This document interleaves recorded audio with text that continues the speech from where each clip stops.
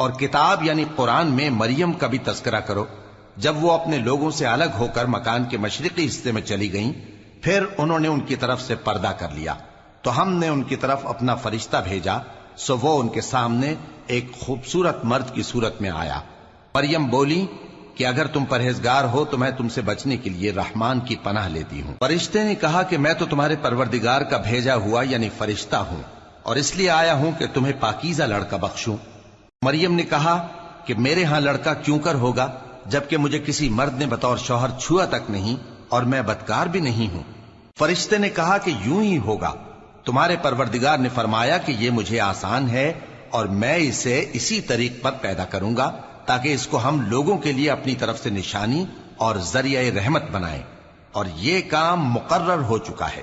چنانچہ وہ اس بچے کے ساتھ حاملہ ہو گئیں اور اسے لے کر ایک دور جگہ چلی گئیں۔ پھر درد ذہ ان کو کھجور کے تنے کی طرف لے آیا، کہنے لگیں کہ کاش میں اس سے پہلے مر چکتی اور بھولی بسری ہو گئی ہوتی۔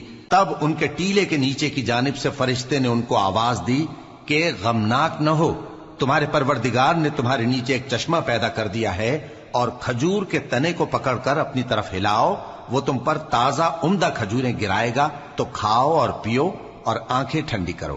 اگر تم کسی آدمی کو دیکھو تو کہنا کہ میں نے اللہ کے لیے روزے کی منت مانی، تو آج میں کسی آدمی سے ہرگز کلام نہیں کروں گی۔ پھر وہ اس بچے کو اٹھا کر اپنی برادری والوں کے پاس لے آئیں۔ وہ کہنے لگے کہ مریم یہ تو نے برا کام کیا، اے ہارون کی بہن، نہ تو تیرا باپ ہی برا آدمی تھا اور نہ تیری ماں ہی بدکار تھی۔ تو مریم نے اس بچے کی طرف اشارہ کیا۔